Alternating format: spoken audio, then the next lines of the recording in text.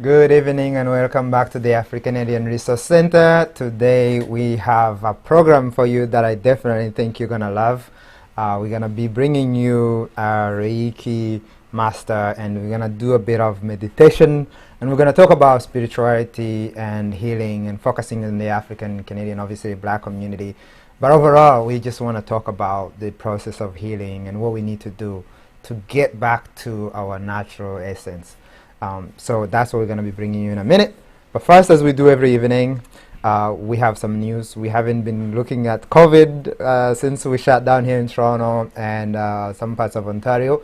But today we thought we remind ourselves as well what's going on. And so today Ontario is reporting 1,478 new cases and 21 new deaths as well.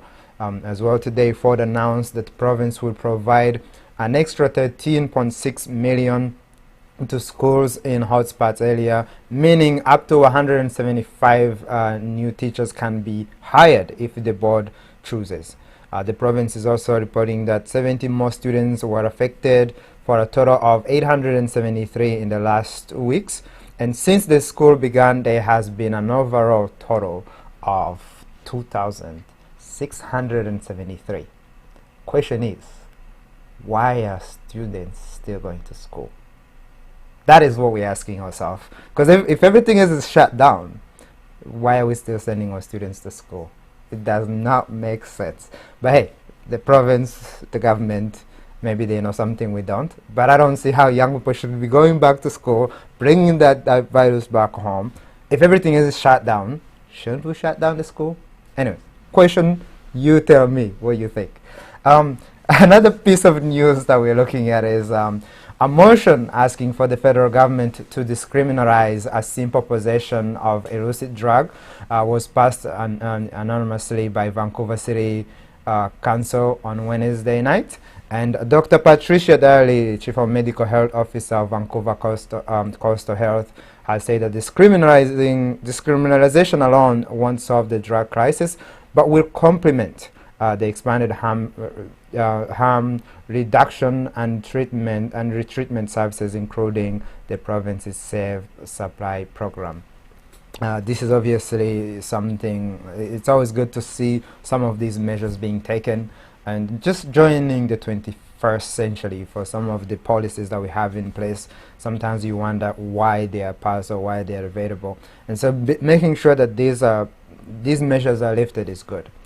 So anyways, we're looking at drugs, we're talking about COVID, we're talking about all this heavy energy that is in the air. Let's transition to something more ease, something more of what we're supposed to be thinking about, our spiritual development. We have today Sheena, who is from One People TO, and she's going to talk to us about Reiki.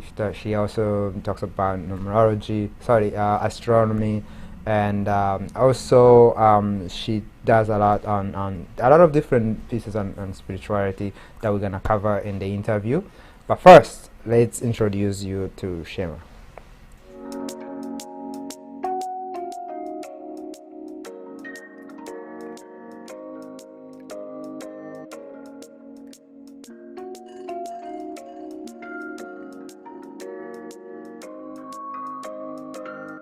My name is Sheena Ewan, and I'm the owner-operator of One People TO. I offer many services. I'm a Reiki Master teacher, I'm an astrologer, a tarot reader, I'm an art and wellness facilitator, and someone that's really invested in their own self-development, wellness, and healing. And so I invite anyone who's interested, particularly Black, Indigenous people of color, practitioners, artisans, and entrepreneurs, to feel invited and feel celebrated that they can come into this space and know that they're going to be compensated appropriately and also revered for whatever talents and gifts and skills that they have to bring and offer. Individuals can also too access classes, services, events through One People TO. Some events are Black only, some events are for people of color only, and then of course some events are for all communities. So today is Sunday, August the 2nd, and it's just so aligned that today we're celebrating one, emancipation, but also two, the first anniversary of One People TO.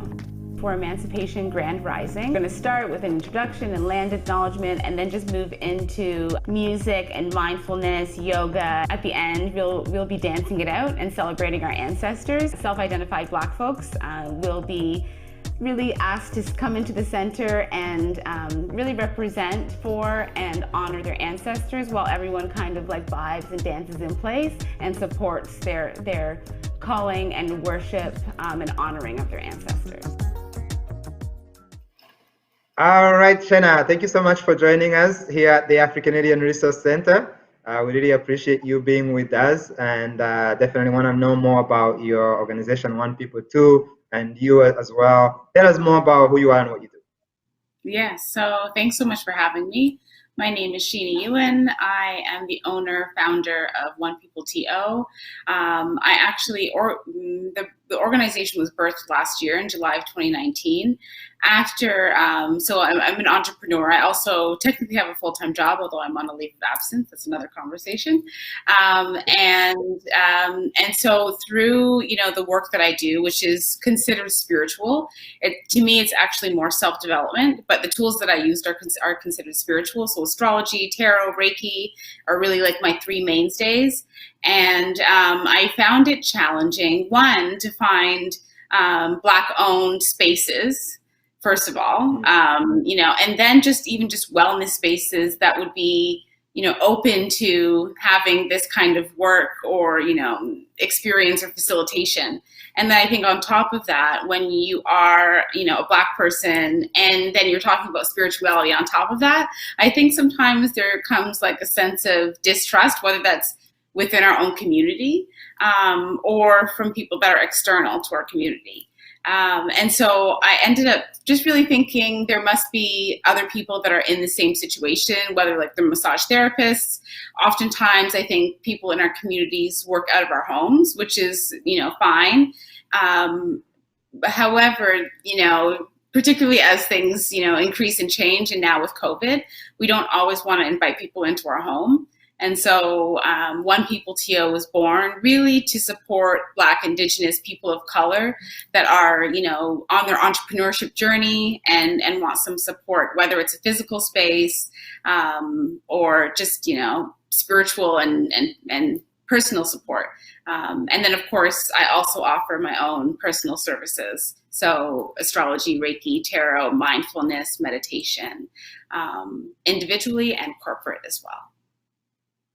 All right, so now I'll tell you this. I'm into astrology like hugely. Like I discovered astrology, numerology specifically about 7 years ago. And I literally sort of planned out my entire life based on that. So everything I've been doing is pretty much was like, okay, this is, like these things you discover and you're like, wait, why did I know this when I was like 17 or 20, right? And Exactly. I planned out everything that I'm doing now came from my numerological charts and everything like that. Now, Reiki, which is obviously more of a practice, I'm still yet to explore. And the tarot scares me a little bit. Maybe you want to start there. How does tarot work? And I should probably not put myself on the spot because you might literally be reading my tarot now, and I don't know if I want to know. But tell the audience, tell us, even me, like how does tarot work, and how do we? Because I think for numerology, there is a sense you gotta believe in obviously the how the stars align and when you're born and all of that. There is a belief involved, right? But I'm definitely fine to embrace that. But the tarot, I've yet to understand how it works. Yes, absolutely. Thanks for asking. I think sometimes people are afraid to ask. So tarot actually incorporates numerology, astrology, and symbology. So pictures. We know that symbols are essential in how we communicate nonverbally. So whether it's like a sun, which may indicate vitality or life or enjoyment, celebration, or, certain colors, different ways of, positioning. All of these things are really important, and so it's really based on what I like to say is that like tarot is like messages from spirit, whereas astrology is much more like logic based. Like you want the science, we go with astrology. You want a message that spirit or source or God, whatever term you use for the creator, wants to deliver to you. It's much more of like the symbols. And what I like about tarot personally, and the way I read is really loose and broad, but really specific. It's much more energetic. So, YouTube, tarot readers, etc. Sometimes, I think people, just like we do astrology, and people, I think, can sometimes think, how are you reading a horoscope that applies to millions of people, right? But if you're able to take that analogy or application or metaphor and apply it to your own life, we can, get our own guidance and internal direction. So I find tarot is very, can be general, but it's really what you make of it. And, if you're looking for direction or inspiration, tarot can give you something that it doesn't have to be hard and true. It's like what you make of the information that's coming in for you, So I was, I was talking to you about my walk to Montreal, which I did 4 years ago. Right. There was a time, I think it took me 17 days to do this walk, and I think it was day 11 or so. And I was somewhere close to Ingleside, it's almost halfway between here and Montreal. And I had to see a doctor. That day I slept outside. It was cold, it was snowing and everything. And I had to see a doctor because I had developed a painful cyst that I had to go see a doctor. I couldn't walk anymore, right? And so now I had lost all my IDs. I had no money left on me, and I had no health card, right? Walked into a clinic, and I'm like, listen, I have to see a doctor. I gotta do a walk, but right now I can't even walk. And the doctor, they all looked at me. They're like, listen, you don't have money, you don't have a health card, we can't help you. And I'm like, wait, so what do I do? It took me. So I was like, let me walk to the next restaurant and see what I can do. Maybe I'm gonna call my friends to come and get me, and I'll end this thing here. Really, I'm in that kind of pain. I didn't think I can walk anymore. But so halfway, like I walked about maybe 20 minutes, and I saw this restaurant. On the restaurant was a sign, like a sun sign. So obviously, whether tarot or numerology, for me, I was drawn to it. So I'm like, wait, I'm gonna go to that restaurant. So guess what? I have about $7 left on me for whatever. That's all the money I had on my pocket. And I walked into that restaurant, and I asked the lady who was at the restaurant, I'm like, this is all I have. What can I have for breakfast? She's like, oh, we will help you. Obviously, I'm walking with a ricochet. I left it outside. They want to know more about who I am. What the hell are you doing? Right? So they gave me all the food I needed. And then the lady came back after. She wanted to talk to me. So she told me, what they were doing. And they were like, guess what? We're celebrating our birthday, our anniversary for the restaurant. The anniversary is the first year anniversary for the restaurant. And guess when the anniversary was? When? On my birthday. No. On the literally, like it was right. So it was right on the 29th of November, and I was like, wait, this is a sign. I don't even remember having any more pain. All I knew was I gotta do this. I gotta go. I was there for like a few hours, and then the rest of the way, I never felt the pain again. I felt the pain after the walk was done, but it was just like, what, I'm here to do this, and that's what So right. I'm sort of, that came from having the understanding that this is meant to be. Obviously, that time I had read so much on numerology. Everything I was on numerology. But now you talking about tarot and how tarot works in terms of spiritual signals, that's what it felt like for me. Exactly. And sorry, go ahead. No, please go ahead. I was just going to say, your story just reminds me of how tarot for me has really been about building self-trust. And when you have the self-trust, you learn to follow the signals, like you could have been like, oh, I'm going to go somewhere else, and maybe they wouldn't have made your meal and how you wouldn't have had this interaction, it speaks to me about, to be honest, everything felt energetically like I couldn't control. I gotta go there. It's almost like I didn't have a choice. even after that, after I found out about my connection to that restaurant, I was like, okay, I don't have a choice now. I gotta do this. And Exactly. the entire work after that was pretty much everything I've done since. If I have that energy, that signal, or anything that resembles that, and I ignore it, usually it's not a good. It's not a good. I don't have a good ending. So Right. yeah. Yeah. Yeah, and now, so how about Reiki? I think that's another thing too. I feel like for me, when I do my formal meditations involve walking, but I Mhm. really want to get into the practical, like yoga and Reiki. What's the Reiki, and what's the difference between that and other forms of meditations? Yeah, so I love Reiki because I really call it like an induced meditation. So Mm, similar to how you like to do walking meditation, I find movement meditations or anything where I'm not actually just sitting still is easier for me to engage, you know? mm, I have all kinds of things, going on in my head, I think at times. And so for me to sit, it can be really challenging. I ended up finding Reiki because I was, going through a mental health challenge. And this was probably maybe about 12 years ago or so.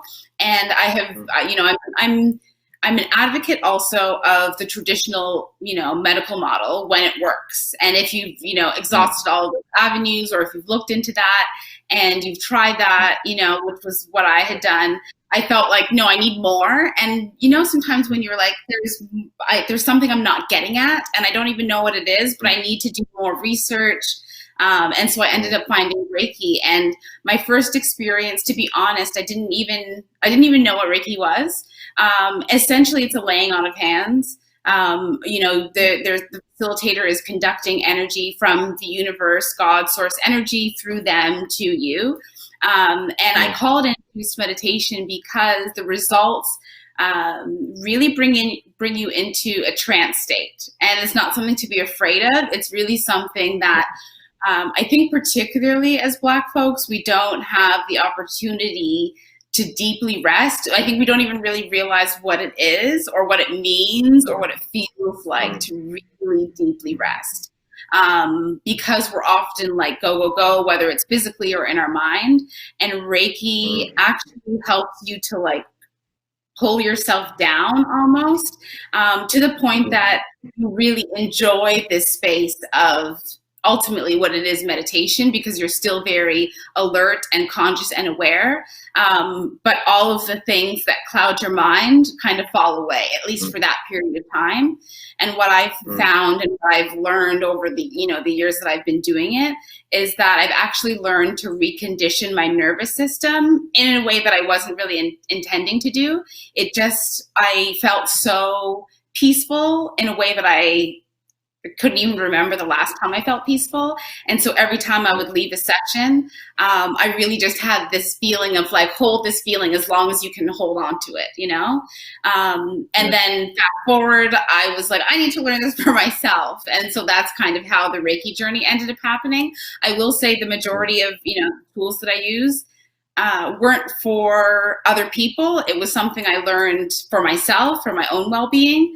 And mm, then I think, other people seeing results like, hey, what are you doing? What have you done that's different? And then kind of being like, let me share this with you. Let me try, because, 10 years ago, Reiki for sure was not something people were talking about. Tarot was something that, was not trendy like it is now, mm. particularly in the Black community. So it's cool to see how Reiki particularly is really impacting people's lives, and I really can't say enough good things about it. And so for people, like when you, let's say the one that you have that you offer, can people learn how to do it? We don't have to do it at home, because I feel like from the way you're describing it, it seems like something that people should be doing every morning, every evening. Definitely. So I will say, just for my own personal practice, I generally wake Mm, up in the morning, and oftentimes, depending on what's happening in life, particularly now with lockdown, for example, you may wake up in the morning, sometimes with a little bit of anxiety, or like, oh, what do I have to do today? And then there's a little bit of, tension, right? So I definitely, start my mornings out with Reiki, as well as I'll put myself to sleep with Reiki, and it is something that we definitely can learn at home. It's something that's, it's a practice that's passed on from practitioner to practitioner. So my practitioner is out of Mississauga. She's a South Asian woman. So I was really committed to finding a practitioner because, again, I learned in 2013. And so, at that time, there were very few Black Reiki masters. And so I was really committed to finding someone that was a person of color. And Reiki, particularly Reiki, is something that I personally teach. So level 1, level 2, and master teacher level.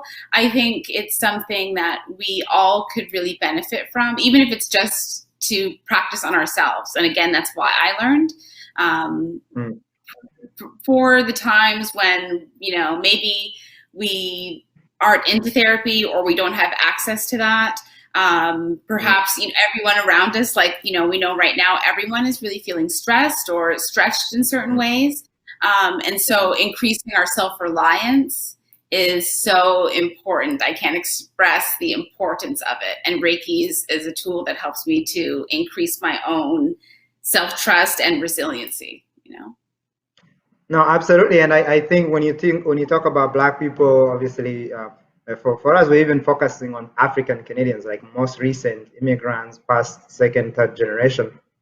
How many in your practice and the people you have met, have you seen as many people from Africa that are actually doing this? Because I know for us, we are deep into Christianity, we are deep into religions, but when it comes to the spiritual work, we have sort of switched around to call it, evil and all of that.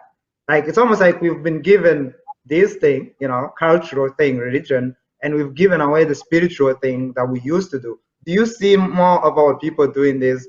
Obviously, even me, I'm like coming back to this. Do you see more of our people doing this? And if not, what do we do to get to that? Yeah, that's a great question. I am seeing more. I do think that the first 5 years or so of doing Reiki, it was a lot of people outside of our community. Unfortunately, I think there is a little bit of a stigma or maybe a little bit of fear, or even I think sometimes people can see it as blasphemous. Like, how could you have a healing energy? Like, how dare you think that? But when you think about it, we all have healing energy. Like, if we have a cut, our body heals automatically, and we have the ability to increase that healing potential. And so I have had more people from the African community, Caribbean community reach out, particularly interestingly this year, maybe because COVID has increased stress. But I do think that there needs to be more. There needs to be more, more of our community, really just sampling it out, trying, what works for them. If it's not Reiki, maybe it's something else. But stepping through the fear of things that we've been told, because to me, that's very much around our conditioning and societal conditioning. The people that have come in from our own community, I do have this consciousness. The majority of people do have a Christian background, for example. I'd probably say 90-95%. And it's something that whether they've stepped away from or they still engage in and believe in, there's like this consciousness of broadening their universal spirituality and how that shows up. So, including, not discounting their religion, but including other tools that may help them, Yeah, and for me, to be honest, one of the things I've grown to understand, and it could be controversial, but I believe it. Religions are cultural, and so for any African that has a religion, nobody's ever saying give it up. It's cultural, even though it might not, out of recent, it's not an African cultural practice, but if you go far enough, it comes back to being an African cultural practice. So it's a cultural practice, it's fine to have, but what are you feeding that soul, and that's what we go into these practices, because then we're talking about completely different level of practices. Like, there is a spiritual practice and there's a cultural practice, which is what I see a religion to be. That's right. Exactly. And it's interesting. I've just launched this YouTube series called Spiritual Therapy for the Aquarian Age. But really, Mm. asking, we talk about the Aquarian Age, and it sounds astrology based, and a little bit of it is, but it's really looking at the inclusivity of what spirituality is. Religion is a framework that may not apply to everyone, but spirituality to me is just how you live your life. Like earlier, you were talking about, being conscious of how food may affect your mental health, or going out for a walk. That's all, and connecting with nature. That's also, spirituality and connecting and bringing that into your everyday practice. So I think it's important to really think about how religion may sometimes divide us, but spirituality can bring us together. Absolutely. And if you look at all the figureheads that we've seen, whether it's any religion, look at all the figureheads who are more spiritual, and they connect. It's the heart, it's the mind, it's the soul. It's not, oh, you look like this, you're from this background. And if we can get back to that, I don't care what religion you keep, but being able to actually being in tune with the universe, as you say, or the creator or God, however you call it. To me, that's the challenge I think we all have, especially for the Africans. And I have a question on this, though. The Reiki. What's the difference between Reiki and Tai Chi? I'm drawn to Tai Chi. I've been trying to actually start find a master that can help me as far as Tai Chi is concerned. I can't find anybody in Toronto. I might have to go to Asia or somewhere. But what's the difference if you know Tai Chi? Yeah, so Tai Chi is very similar to Reiki in that it helps you to generate your energy, to cleanse and purify, to witness your energy, to transform and transmute, so to alchemize and to change, to work with and move out and direct. Reiki can also do the same thing. However, I guess the difference with Reiki is that you can actually send, apply, and direct that energy to a particular person, entity, situation, or organization, whereas Tai Chi is more of a practice that's internal. It's more for you solely, whereas Reiki is something that's for you, but you can also share it with other people, and I will say with Reiki, there is a belief that you can work with the energy that and that infuses everything. So it's not just working with people, but you can send, and it's something that we think about. We don't often think about, but we can also send energy to, just by thinking about things, to the future, to the past, to certain memories or situations. We keep certain memories or situations alive by reflecting and flashing back to them. And so in the same way, we can send energy using Reiki, whereas Tai Chi is more of a personal spiritual practice, like prayer. So it would be fair to say one needs both if they, for me, by the way, I'm focusing so much on myself on this one, but I hope everybody can relate on this because I'm really interested. I think a lot. I consider myself, if in a different life, I would have been a philosopher. I truly believe that. So there is a lot of time that I spend just thinking, trying to understand the world, the universe, my life, other people's life, how I affect people. And all of that sometimes can be positive, sometimes it's negative. So can somebody say somebody take both Tai Chi and Reiki? Obviously Tai Chi. I'm drawn to Tai Chi a lot from day one, but I definitely like what you're saying about the effect of others for Reiki. Can one do both? Yes, absolutely.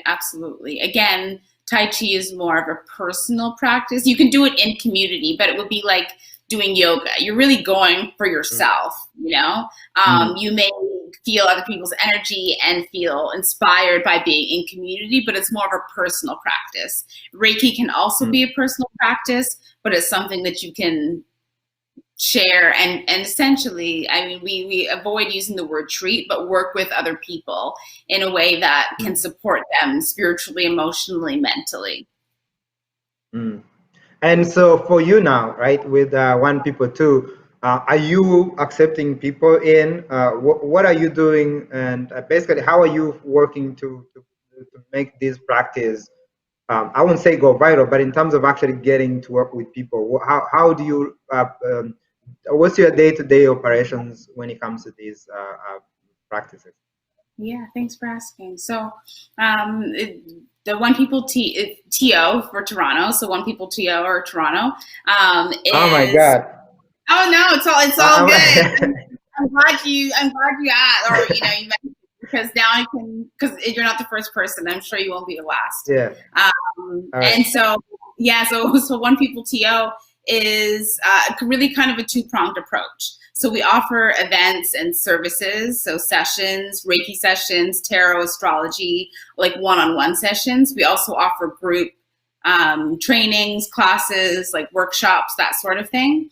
Actually, it's a three-pronged approach. We also partner with other practitioners, entrepreneurs, healers, Black, Indigenous, and people of color. I'd probably say about 80% of the practitioners that we partner with are Black, because obviously that's the community that we're really focused on healing anti-Black racism.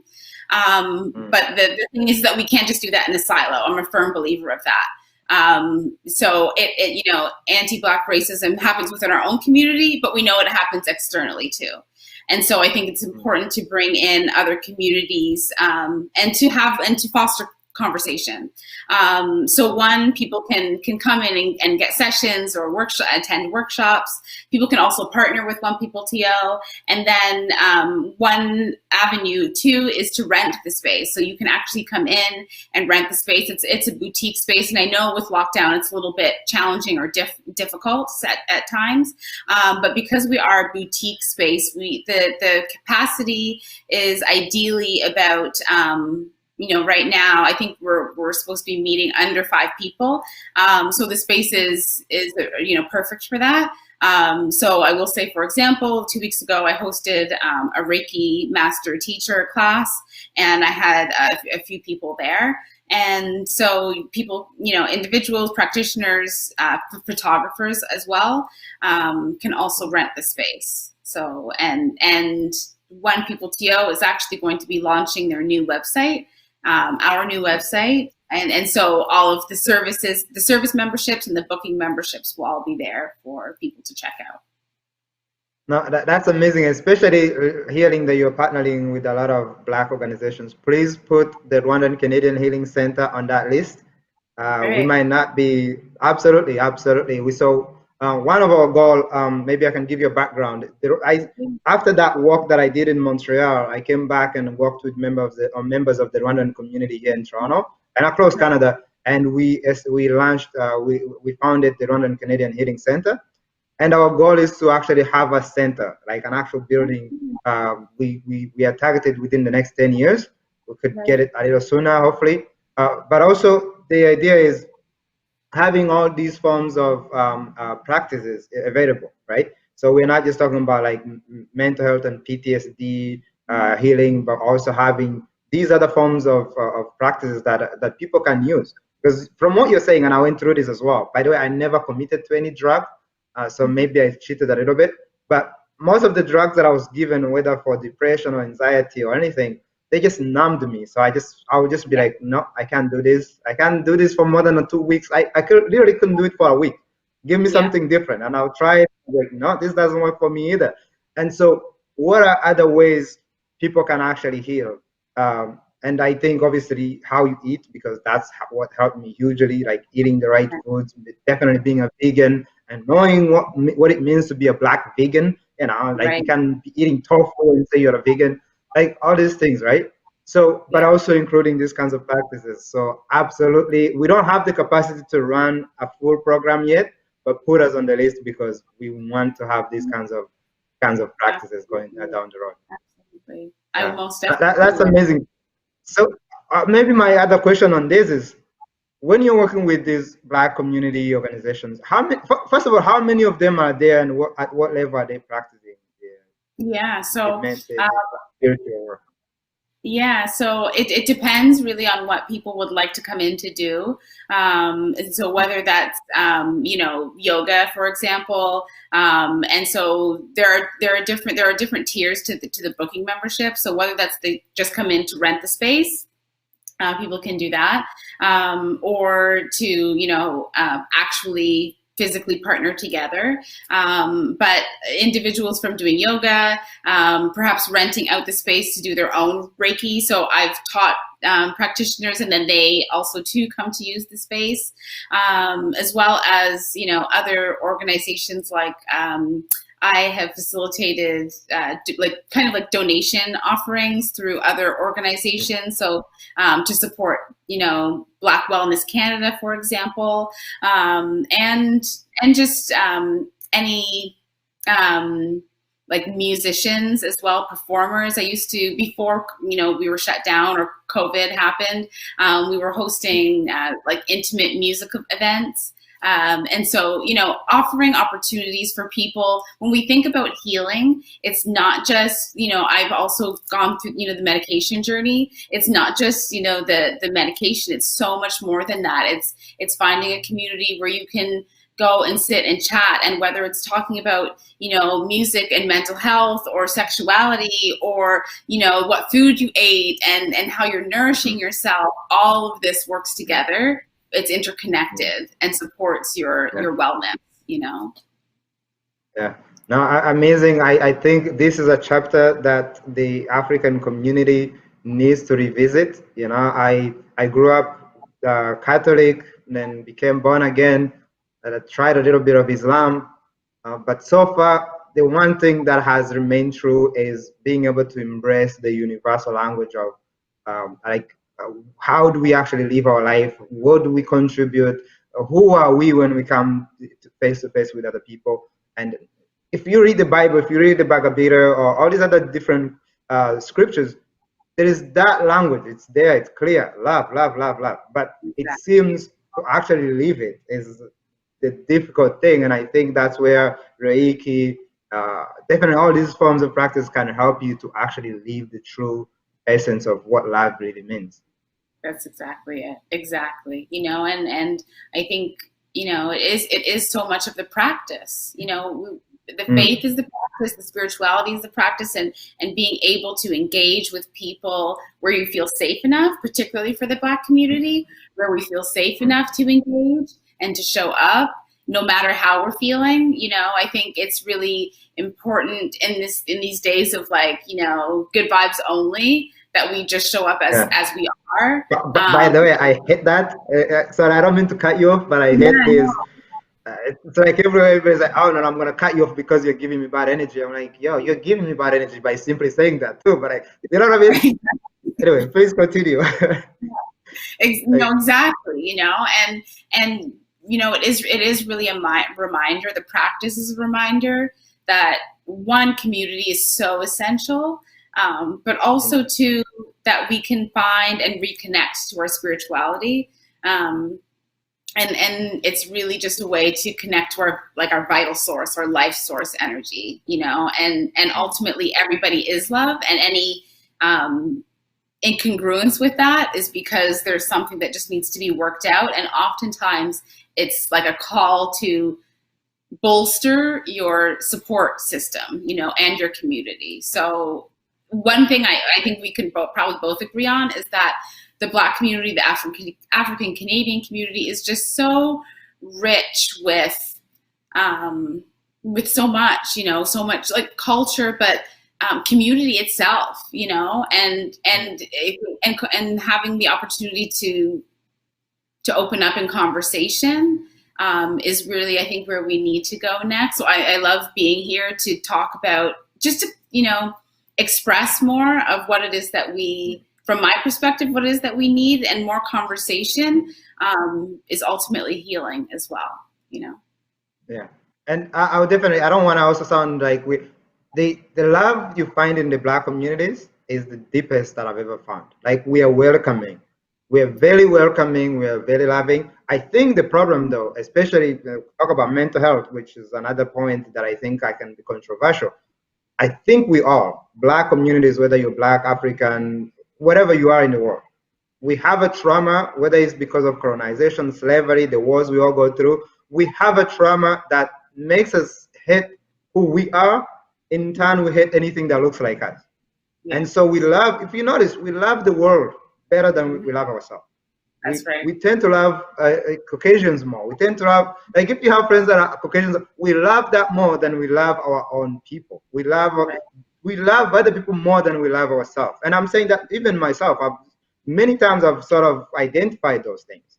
And are we ready to actually face that beast? Because to me, that's the biggest enemy we have, is how do I actually learn to love myself more? Because then we can just, this love we have, which is amazing, we can like just embrace each other more. You know, we can do this thing to the level that we can actually show the world how it works to love, how it is to love, you know? Exactly. And it's interesting. I think we are, but similarly to just like what you're saying, we send the love out and we don't really receive it back. I think it's challenging for us to receive it. And I think part of the work that we really need to do that is so uncomfortable, you know, we can't talk about, or it's challenging to talk about healing and loving ourselves if we don't learn to walk through the pain of what that has meant, you know, before, why we don't, or why we've been conditioned not to. I think, you know, as a Black community, I think we tend to think like, oh, I don't need to talk about that. Let's jump over that and we can talk about what it is that I want to get to. But like, then it's like we keep on tripping over something that's under the rug instead of like lifting up the rug, sweeping it out, and, you know, really kind of dealing with it. So I think it's really essential that, you know, kind of going back to the idea of having the conversations, finding spaces where we can just be authentic, even if that means like being angry or sad, but being able to find space where we can vocalize what's happening, and really ultimately commit to the ongoing process and work that it is to really love yourself, because it's not easy. It's, you know, when we come, I think I've come to the space of being able to, and granted not all the time, but being able to come upon something that's like, oh my gosh, I didn't know that was there. I didn't know I felt like that, you know, and then seeing it as like a treasure to like work with instead of thinking like, oh, I don't need to talk about that, or I you know, I don't need to go there. Like, oh, that's interesting, but we'll just pretend that doesn't exist. Yeah, and I think so. We do that, and also sometimes you have, you're involved in different relationships where somebody shows you something, they help you to identify something that is not obviously a good trait, but instead of saying, you know what, okay, how can I fix it? You sort of look at, or you push those people away, because every time they remind you of that, it's more like, you know, it's annoying, and you know, and I think that's another thing too, that maybe practices like Reiki, being able to open your heart to these things allows you to actually be vulnerable. Be vulnerable enough to say, you know what, I'm gonna visit that place. I'm gonna visit that place within me and see what's there. Can I actually face it now? Because again, sometimes you might not be ready to face it, right? Exactly. Yeah. And sorry, go ahead. No, please go ahead. No, I was gonna ask you a completely different question, so I wanted to finish your thought. If you it's gone in either. Okay, okay. So my next question is, you talked a little bit about the Aquarius, you know, age and all that. Do you want to take a second to explain what that means in terms of knowledge and the new age we're entering in, which we're already in, but I think come 2032, come 2035, we're actually going to be in the middle of that, passing on from the Pisces age. Can you maybe explain it without, like, for the people who are not who don't understand these concepts, what does it mean, Aquarius age, or, you know? Absolutely. Thanks for asking. So I will say just briefly, the Pisces age, Pisces is the end of the zodiac, the last sign of the zodiac. Pisces represents like the last stage of life. So it's oftentimes when people tend to get very spiritual or religious. And so the Pisces age that has lasted about 200 years approximately, roughly, it has really shown. Yes, thank you. has really shown our focus on how religion and maybe spirituality, but more focused on how organized religion has controlled society. And so now, as we move into the age of Aquarius, Aquarius is known as the sign that's, you know, humanitarian. So I'm an Aquarius, and so, you know, Wow. thinking about the energy of one people, for example, of like bringing, you know, really one, balancing power dynamics. So I can definitely say for the Black community, we are coming to a level that's having us ascend, but it's not so much the ascension; it's actually having us balance out our power with the dominant societal structure. And so, for example, we can even look back to how there have been indications of how the age of Aquarius is going to show up. So the last time that Saturn was in Aquarius, which would be like an indication, was about 30 years ago when the South African apartheid was being dismantled. 30 years before that was when the civil rights, movement was happening. And so right now, it's obviously not just the Black community; it's any community that has been marginalized and disenfranchised. And so, we can think of so many other communities. And so now, as we move into the age of Aquarius, it's really going to be about bringing what seems like different aspects of community, bringing it together, integrating it, really giving voice to people that may not have had a voice before, and really just ultimately balancing out society structure. And so we can see, how kind of like the tower is falling in tarot speak. Institutions are really having to step up in ways that they haven't had to before, and this is going to only continue. I can't wait. I told you I've sort of looked at everything that I want to do in my life, and I'm like, there is no better life to exist than right now. And, for people who understand this, obviously, there's a lot of work. It's not like you just sit here and things happen. Even for the Black community, if we just sit here and do nothing, nothing is happening. But I think the energy is there to push us. The energy is there to remind us of what we once did. And so, yeah, absolutely. And I'm really proud. Listen, I'm definitely reaching out to you. You're Aquarius, the water barrier. I need to reach out and have my cards read or something. Absolutely, because I am a Sag, so Okay, definitely season, happy birthday. Well, you said 28, so in a few days your birthday's happening. But Sagittarius, definitely an inspiring sign. People that really speak their truth, want to communicate. And really envision, how they have been affected by other cultures and how they want to affect other cultures, communities, people, just mindsets, so it's very cool. Nice to meet you. Nice to meet you too. Definitely. We could talk about this forever because again, numerology, all of this is me, but let's stick to the program. Tell us, what are you looking to do going forward?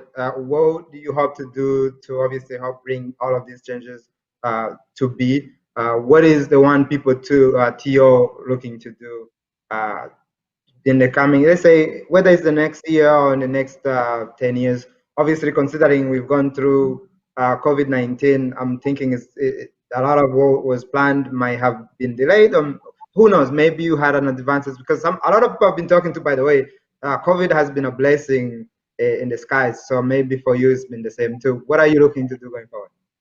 I will say, yes, it has been a blessing, unexpected, but a welcome blessing, to be honest. And so in the future, particularly in the next year, I definitely plan to extend and formalize official partnerships and hopefully expand in a longer time frame than next year, expand into a ground space. So and make the current location of One People TO really like the headquarters.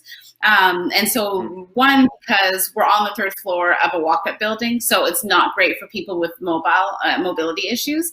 But it would be great to expand for other practitioners, entrepreneurs, healers that would like a space to rent out or access, and really to grow their own business and be a part of a community that is ultimately really focused on how spirituality can be an avenue for personal development.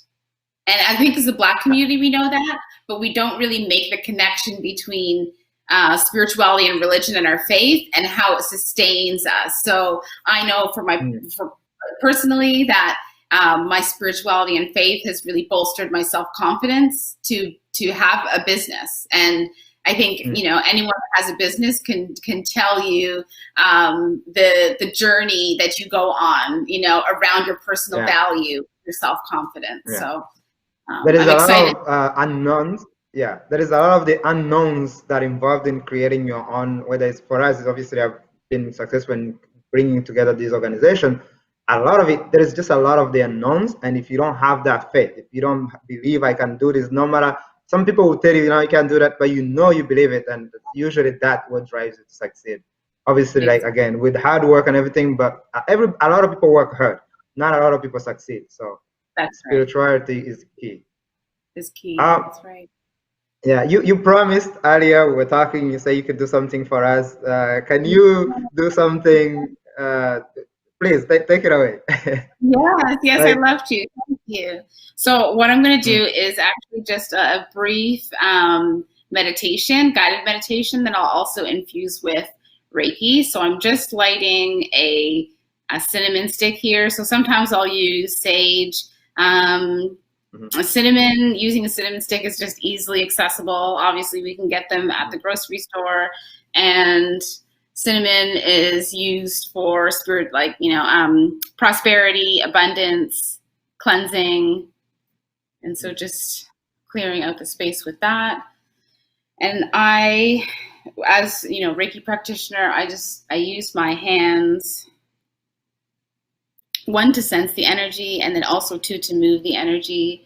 So anyone, I just invite you to take a long, deep breath in, hold for a moment, and let it go. Whether you keep your eyes open or closed, no matter. I'm just going to activate the energy that you've come into this space with, that maybe you're holding when you're watching this video. I think right now, a lot of people have been feeling like they're in a holding space because there's transitions and movements happening. And continuing to breathe. And now calling in a situation, person, entity that you're working with, working on, wanting to transform, bring to conclusion, or maybe bring to the next stage. And there's no action that has to happen here. This is you just dropping down into your belly, into a space of peace. Remembering to breathe and dropping back down into that space of peace.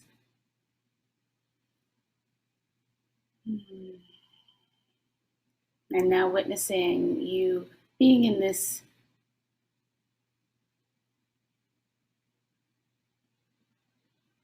place of relaxation and ease and comfort. And also noticing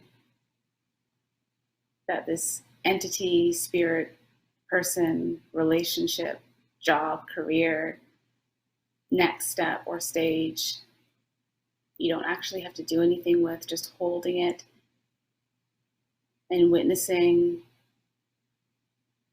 it existing while you are also maintaining your peace.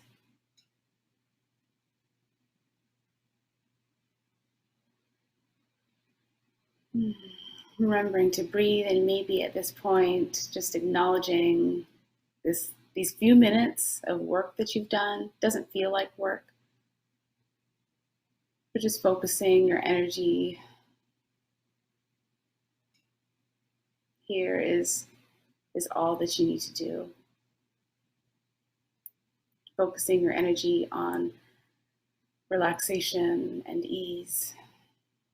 And that ultimately, even when you think that you don't know what you're doing, you always know. Following each inspiration, each spark, following each smile, remembering what lights you up, and remembering to follow that. There is very little that we cannot come back from. Following your dreams is most important. Taking one long last deep breath, holding for 1, 2, 3, 4, 5, letting it go. And maybe placing your hands over your heart or your belly and just receiving that energy. Thank you, Ashe. Ashe. Wow. Okay. This is good. Thank you so much. Really appreciate that. I really appreciate that blessing. And as I said, I really sometimes we don't take time to do this, and just even now, I don't know how long this was, but being able to do that, I feel lighter. I really feel like okay. And quickly, I didn't even know you're gonna ask me to join in, but like I really appreciate this and invite people to really like take these moments, even if it's at work or whatever. I really feel lighter. Just having had this conversation with you. Thank you for blessing us. Thank you so much. Thanks for the opportunity and for your questions. I really enjoyed it. All right. So my last question here is obviously where do people find you? And yes. As I said, we are reaching out. The RCHC, myself, I'm reaching out, but please let the audience know where to find you. Absolutely. So people can find me on Instagram at one, so ONE people TO, or at onepeopleto.com or .ca. Onepeopleto.ca is the new website. Onepeopleto.com is the old website.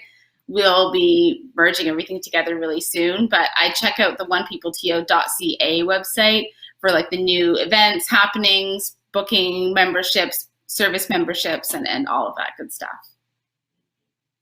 All right, Sheena, thank you so much, and I look forward to seeing you again, and all the best. Stay safe and continue to bring the light.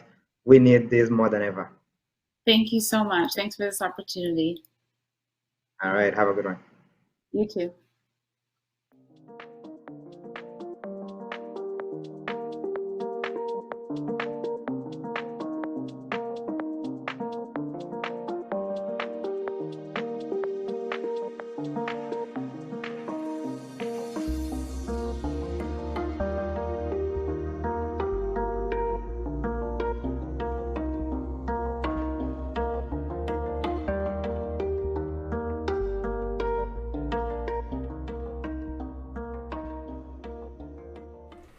An incredible interview. Really enjoyed our conversation earlier, and obviously the meditation. And really, speaking for myself, doing meditations. Most of what I do is really walks and do self-guided meditation.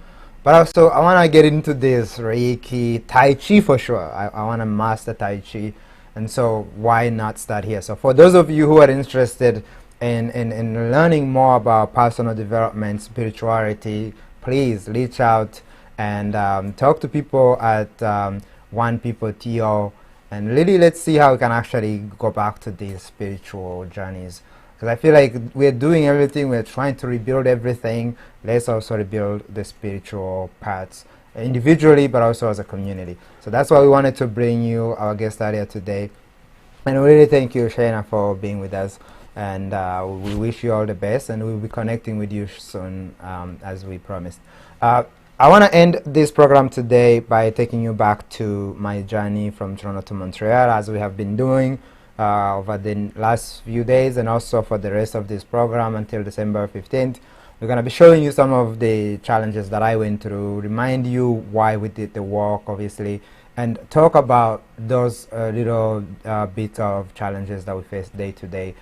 So today, what I'm showing you is day 4, and we're talking about it. I think I was towards the end of the day, and I was just with Ryan, who you're going to see in the video. Take it away. So I just wanted to shout out to Ryan for helping out. Very supportive. I don't know, sometimes you think about what you could do. It's easier to have a team to help you, even though some things you just gotta do solo, but a helping hand is more than welcome. So thanks, man, appreciate it. Like I say, it's day 4. We're in Cobart, the end of day 4. So what should I say? I don't want to say much because I don't want to make sure that Ryan gets to time to actually go back. He has some business to take care of in the morning. But I just wanted to once again remind us that we are doing this. We are working to raise awareness for the psychological wounds of war. We have to talk about this and to really approach it like any other wounds, any other sickness that people get. And we have to really understand, as many people have understood, that things like cancers can be cured. And so is the PTSD. You know, it's not. It's just the stigma is what needs to go. Like I feel like every time everybody I talk to go back to the point of the fact that we can't talk about it, so we hide in alcohol, we hide in cigarettes, we hide in all these things. And the more we hide, the more these things become even bigger and greater. And so I ask again that we continue to talk about this. You guys know that I have a petition out. It's not just me, it's the community, the Rwandese community. I have help of the Rwandan diaspora in Montreal. We are asking you, Canadians, Rwandans, and every other people who live in Canada, whether you're a resident, you can see I'm holding, I'm all over the place. But if you're a resident or a citizen, we're asking that you sign a petition, even if you're not. Just the fact that you're supporting it will help us get the message across and get the right people to actually do what needs to be done in order to have these centers where we can go and talk and share these things. And I can't stress how much the stigma, it needs to go. It needs to go. You know, there's no way we can discuss these things if all we do is worry about what other people think. You cannot think straight when you're thinking about what other people think about you. So we have to really get that part out of the way. Like, you see me, you see what I'm doing. I'm walking from Toronto to Montreal. I know people are going to say things, but I don't care. You know why I don't care? Because what I do is mostly because I understand what it means. I understand what it means to discuss these things. And the people that it helps is bigger than the people who would have something to say about me or why I do things I do. And I've seen it. The messages I've received from you guys is incredible. And I thank you. I will continue to thank you because it's been great. It's only been 4 days, but it's wonderful. And so let's do this. Let's continue to do this. Let's continue to push the message. Let's continue to share what's out on this page. And yeah, I'll see you again tomorrow. I just wanted to do a quick update. And once again, peace. Shout out to Ryan. And ciao. There you go. Cheers.